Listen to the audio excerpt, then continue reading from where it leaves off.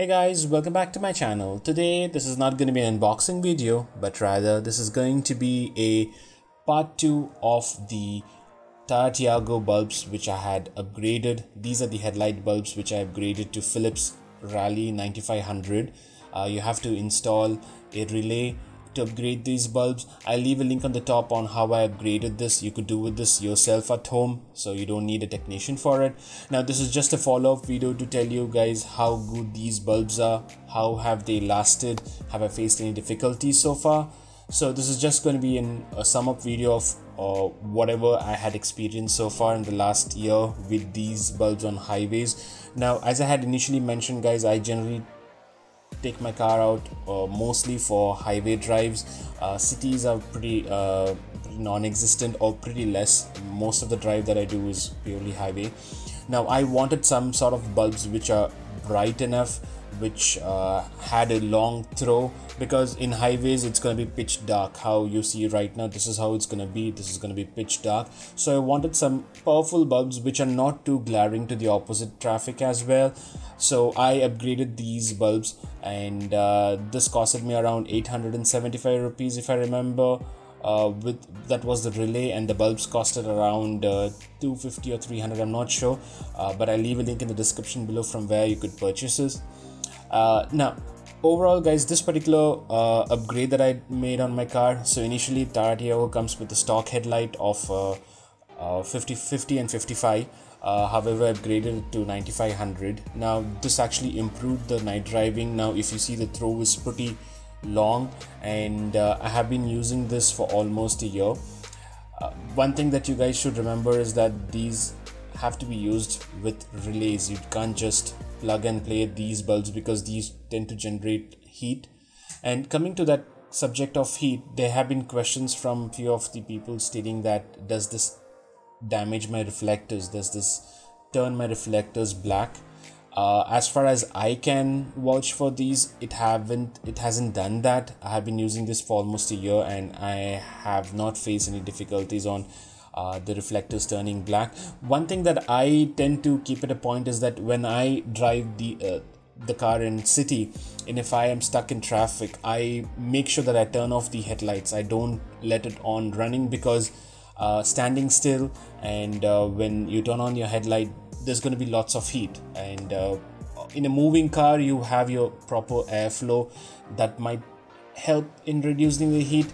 But in city, I generally tend to turn off whenever I stop in a signal so that it doesn't overheat the reflectors.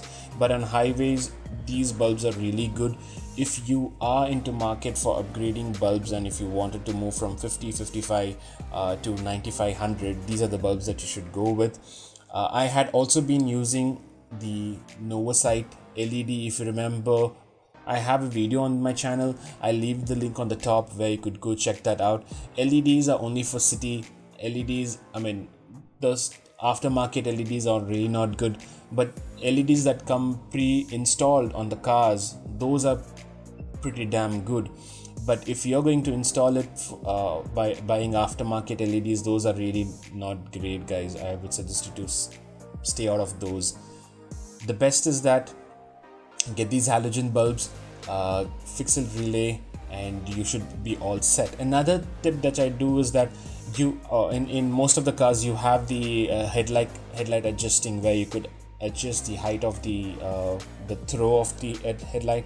I keep it in level 3 so that the low beam has a better throw. And sometimes what happens is that if I wanted, for few instances, if I wanted a bit more power, I want the low beam as well as high beam to turn on, I just flicker the pass switch. I just press that, and it actually turns on both the filaments, the low and the high. I know that's not good. It's gonna drain your battery a lot if you're gonna run both the filaments.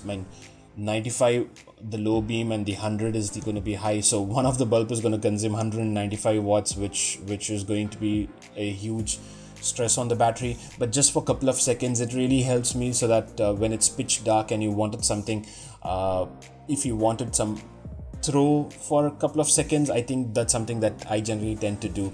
This would really help you guys, and I hope that if you are in a market of buying these or upgrading this, do check my video out. That's gonna be really helpful, it's going to be informative, so that you guys can upgrade this.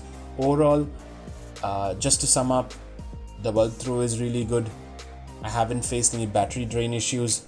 I haven't faced any overheating of the bulbs. I haven't faced the reflectors turning black.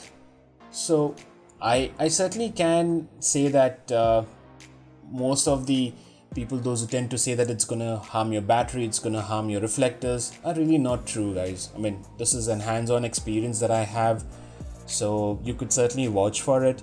Just make sure that when you install these bulbs, if you are good in electrician work, you could do it. If not, get it done by a professional. Overall, I'm pretty satisfied with it. And if you have any questions or suggestions, do leave in the comment section below. Thank you so much for watching.